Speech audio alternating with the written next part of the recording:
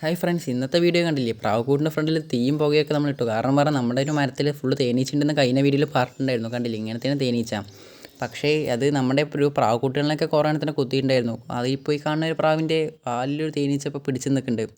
അത് എത്ര നേരമായിട്ടും അത് വിട്ടു പോകണില്ല. പിന്നെ നമ്മൾ പ്രാവിനെ ഒന്ന് പറത്തി നോക്കിയതാണ്. സംഭവം അത് അതിൻ്റെ വാലിൽ തന്നെ നിൽക്കുന്നുണ്ടാവും. നിങ്ങൾ കണ്ടില്ലേ, ഇപ്പോൾ ചെറുതായിട്ടൊരു ബ്ലാക്ക് കളർ, അത് തേനീച്ചയാണ്.